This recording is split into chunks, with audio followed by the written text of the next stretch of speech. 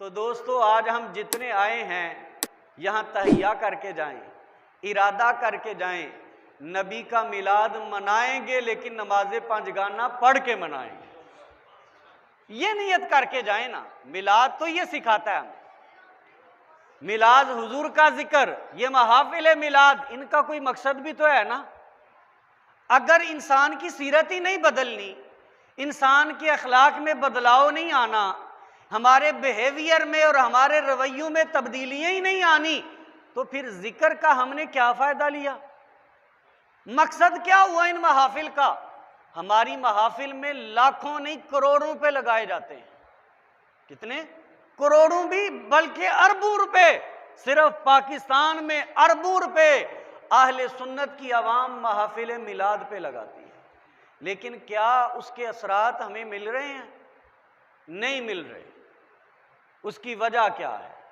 एक तो जब महफिल मिलाद के लिए अपना माल निकालें, हलाल माल निकालें, 1 रुपया भी हराम का आ गया तो जनाब बरकत खत्म। सूद का पैसा, गसब का पैसा, हराम का पैसा, ये महफिल मिलाद में शामिल हो गया तो जनाब बरकत खत्म हो जाएगी, बरकत नहीं रहेगी उस महफिल मिलाद में। पहले ये करें कि जो कमाएंगे हलाल कमाएंगे और हलाल के जरिए हुजूर की महफिल मिलाद करेंगे। अगर बरकतें लेना चाहते हैं, अगर चाहते हैं सीना मोहब्बत मुस्तफ़ा से मुनव्वर हो, तो सबसे पहले हलाल है। क्योंकि जो हराम खाता है, हदीस पाक में जामे तिरमिज़ी की सही सनद के साथ हदीस है, जिसके हलक में एक हराम का लुकमा चला जाए तो फरमाया उसकी 40 दिन की नमाजें और इबादतें अल्लाह रद्द कर देता। ये सुभान अल्लाह कहने वाली बात नहीं, ये अस्तगफिरुल्लाह कहने वाली बात। हर बात पे सुभान अल्लाह नहीं कहते, याद रखिए। अकल शऊर के साथ जो बात सुभान अल्लाह कहने की है वहां सुभान अल्लाह कहना है, जहां अस्तगफिरुल्लाह कहना है वहां अस्तगफिरुल्लाह कहना है, वहां अल्लाह से पनाह मांगनी है। तो ये बात अस्तगफिरुल्लाह कहने वाली है कि हम जनाबे वाला साल हर साल से मिलाद मना रहे हैं, महाफिल कर रहे हैं, लेकिन हमारे अंदर तब्दीली नहीं आई। हम नमाजे पंजगाना के आदी तक नहीं बन सके, हमारी रोजी पाक नहीं हो सकी, तो फिर कमियां हमारे अंदर हैं। जिक्र मुस्तफ़ा में कमी कोई नहीं, महफिल मिलाद में कमी कोई नहीं, वो सारे अनवार उनमें मौजूद है, लेकिन हमारे अंदर लेने का मलका ही नहीं है, तरीका ही नहीं है, बरकतें हासिल करने का तरीका ही नहीं है। और वो तरीका किस तरह आएगा? नमाजे पंजगाना के जरिए। मैं याद रख लूँ, ये कुरान और सुन्नत की रोशनी में, दर्जनों दलाइल की रोशनी में मैं अर्ज कर रहा हूँ, जो बंदा नमाज नहीं पढ़ता वो जो कुछ मर्जी कर ले उसे बरकतें मिल ही नहीं सकती। क्योंकि हर बरकत की असल नमाज है। नमाज दीन का सुतून है, नमाज हमारे आका मौला सल्लल्लाहु अलैहि वसल्लम की आंखों की ठंडक है, नमाज मोमिन की मेराज है, नमाज हमारे पूरे दीन की असल है। जब असल ही नहीं होगी तो जनाबे वाला बरकतें कैसे निकलेंगी? ये पूरी मस्जिद है, इसकी इतनी बड़ी इमारत खड़ी की है, नीचे हैं बुनियादें। अगर बुनियादें नहीं हो या बुनियादें खोखली हो तो जनाबे वाला एक हल्का सा झटका आएगा, ये सारी की सारी इमारत धड़ाम करके जमीन बौस हो जाए। इसी तरह हमारी बुनियाद कमजोर है, इसलिए हमें महाफिल के फवायद हासिल नहीं हो रहे। अगर नमाजें पंजगाना के आदी बन के पांचों नमाजें अदा करें कि जान जाए तो जाए लेकिन बंदा मोमिन की नमाज ना जाए, ये इरादा करके जब हम जाएंगे और उसके बाद बड़ी बड़ी महाफिलें अगर नहीं हमें मिलती, अपने घर में ही अपने घर वालों को इकट्ठा करके हुजूर की महफिल मिलाद करें तो बरकतें होंगी और बेशुमार होंगी। और वो बरक़ात हमने अपने घर में देखी हुई है। हमारी ये कोशिश होती है जो महाफिल मिलाद, सबसे पहले मैं और मेरे घर वाले अपने घर में हम महफिल मिलाद करते, किसी को नहीं बुलाते, क्योंकि किसी को बुलाने से मामलात में हमारे, जब किसी को बुलाना है, किसी बंदे को बुलाएं तो देखें उसका तकवा कैसा है, जिस आलिम दीन को आप दावत दे रहे हैं वो पैसे के लिए आया है या अल्लाह रसूल की मोहब्बत के लिए आया है? अगर वो पैसा इकट्ठा करने के लिए आएगा तो वो तो खुद मंगता है, वो आपको क्या दे के जाएगा? पहले ये देखें, महफिल मिलाद जब सजाते हैं, जिन लोगों को हम दावत दे रहे हैं वो किस नीयत से आ रहे हैं, उनका करैक्टर क्या है, वो किस नीयत से कुरान और सुन्नत का दर्स दे रहे हैं।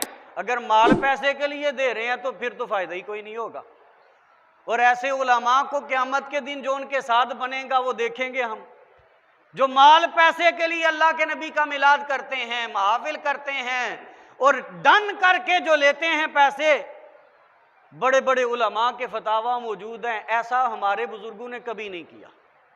लेकिन उसका तरीकाकार क्या है, हमें जो इसको बुलाएं अपनी बिसात के मुताबिक उसकी खिदमत करें, नजराना पेश करें, हदिया पेश करें, उनको वापस ना इस तरह मोड़ लें।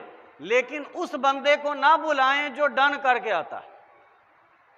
पिछले 10-12 साल से हमें महफिल का मौका मिल रहा है जामिया मस्जिद फातिमा ज़हरा में, अल्हम्दुलिल्लाह। आज तक जिस बंदे ने कभी भी डिमांड की है, हमने कहा भाई तू घर ही रह, हमें तेरी ज़रूरत नहीं है। हम अपने सादा से लोगों को बुलाएंगे। किसी नात खां को जब बुलाते हैं, भाई उससे पूछ लेते हैं, भाई पैसे लेते हैं, डिमांड है आपकी कोई? अगर कहता है तो हम कहते हैं भाई मेहरबानी, हम अपने भाई हसन को कह के ना सुन लेंगे। हम मियाँ सतार के बेटे शबान को कह के ना सुन लेंगे, क्योंकि ये मोहब्बत से पढ़ेंगे, ये लालच के लिए नहीं पढ़ेंगे, ये जनाबे वाला वाह वाह और दाद के लिए नहीं पढ़ेंगे, ये अल्लाह रसूल की मोहब्बत के लिए पढ़ेंगे, क्योंकि हमने इन्हें तैयार किया हुआ है इस काम के लिए। इसी तरह एक खतीब भी हम तैयार कर रहे हैं। वो बच्चा जो खतीब जिसे तैयार किया जा रहा है, उसे इस नीयत पे तैयार किया जा रहा है, बेटा पैसे नहीं ले मांगने कभी किसी से। अभी उसको जितने मिलते भी हैं वो सारे मैं पकड़ लेता हूँ, सारे मस्जिद में देता हूँ, या उसे किताबें लेके देता हूँ या मस्जिद में देता हूँ, क्योंकि अभी वो पैसे का रसिया और चस्सों से पड़ गई, चस्का पड़ गया, तो वो तो पैसे के लिए तकरीर करेगा। इसलिए जब महफिल मिलाद के बरक़ात जो नहीं होती, इसकी वजह है जो सुनाने वाला है वो दुनियादारी के लिए सुनाता है, या वाह वाह के लिए सुनाता है, या दाद लेने के लिए सुनाता है। अगर फ़कत सुनाए अल्लाह रसूल के लिए तो फिर देखिए कितने अनवार उतरते हैं। ऐसे लोग हैं, लेकिन हम उनको प्रमोट नहीं करते। हम क्योंकि रसिया बन चुके हैं सुरों के, जिस तरह गाने सुनते हैं गानों के आदी हो गए हैं, हम उन मौलवियों के आदी हो गए हैं जिन्हें इल्म शायद आता हो या ना आता हो, सुर आती है ना आनी चाहिए। तो सुर ये सुन्नत तरीका भी नहीं है, याद रखिए। सुर के साथ तकरीर करना ये सुन्नत नबवी सल्लल्लाहु अलैहि वसल्लम नहीं है। मैंने पूरी किताब पढ़ी है कि अल्लाह के महबूब सल्लल्लाहु अलैहि वसल्लम किस तरह खिताब फरमाया करते थे। कोई आलिम दीन मुझे साबित कर दे, सियाह सित्ता मैंने पढ़ी हैं, 60,000 हदीस अल्हम्दुलिल्लाह आज तक मैं इसका मुताला कर चुका हूँ अल्लाह के फजल करम से। मुझे कहीं भी नहीं मिला कि अल्लाह के महबूब सल्लल्लाहु अलैहि वसल्लम ने कभी तरन्नुम से गुफ्तगू फरमाई। सहाबाए किराम में से, खुलफाए राशिदीन में से मुझे किसी की शख्सियत में नहीं मिला कि उन्होंने तरन्नुम से गुफ्तगू की है। तो तरन्नुम ये नाजायज नहीं है, ये ना समझ लेना कि ये नाजायज है, नाजायज नहीं इसको कह रहा मैं, लेकिन सुन्नत नहीं है। जो तरीकाकार सुन्नत है वो यही है जो मैं आपके गोश गुजार टूटे फूटे लफ्ज पेश कर रहा हूं। यही तरीकाकार है जो वालिहाना अंदाज से आता है। अल्लाह के महबूब सल्लल्लाहु अलैहि वसल्लम का तरीका मुबारक ये था कि आपके अल्फाज इस तरह अकेले होते थे। अम्मा आयशा सिद्दीका फरमाती हैं, कोई आपकी तकरीर के लफ्ज गिनना चाहता तो गिन सकता था। हुजूर की गुफ्तगू तो इस तरह होती थी। और सहाबाए किराम रिदवानुल्लाह अलैहिम अजमाइन का सुनने वालों का आलम क्या होता था। अब जब ये बातें मैं अर्ज कर रहा हूं तो इस अंदाज से जब हम महफिल अपनी इनेकाद करेंगे तो बरकतें आएंगी। और हमारे मिजाज भी बिगड़ चुके हैं और हमारी महफिलें भी सुन्नत से हट चुकी हैं। मैं बात किसी लगी लिपटी और क्योंकि मैं पैसे के लिए तो तकरीर कर नहीं रहा, ना वाह और दाद के लिए आपके सामने पेश कर रहा हूं, मैं सिर्फ और सिर्फ वो बातें अर्ज कर रहा हूं जो कुरान और सुन्नत की रोशनी में मुझे पता चली। कुरान और सुन्नत की रोशनी में वो मैं बातें आपके गोश गुजार कर रहा हूं। फिर हमारा तरीका क्या है, हमारी महाफिल में एक हंगम होता है, बिला वजह का शोर होता है, ये महफिल के तकद्दुस के खिलाफ है। हाँ, जब बंदे का जज्बा हो, शौक बढ़े, उस वक्त नारा लगे तो उसकी कैफियत और होती है। हमारे जो मुकर्रीन हैं वो तकरीर में कमो बेश 100 मरतबा तो कहते हैं सुभान अल्लाह को भाई। तो भाई जबरन किसी से सुभान अल्लाह कहलाई जाए तो शरई एतबार से सवाब नहीं मिलता। मैं फतवा इसके हवाले से उलमा का फतवा पेश कर सकता। जबरन किसी से सुभान अल्लाह आप कहलवाएं तो कैसे सवाब मिलेगा? सवाब तो तभी मिलेगा आप अपनी मर्जी से निकालें, शौक से निकालें, अपनी नीयत से निकालें, मोहब्बत से सुभान अल्लाह कहें तो 90 नेकियां। जन्नत में एक दरख्त लग जाएगा हदीस पाक की रोशनी में, लेकिन जबरदस्ती किसी से निकलवा लेंगे तो जनाबे वाला शरई एतबार से वो कोई अजर व सवाब नहीं है। हमारी महाफिल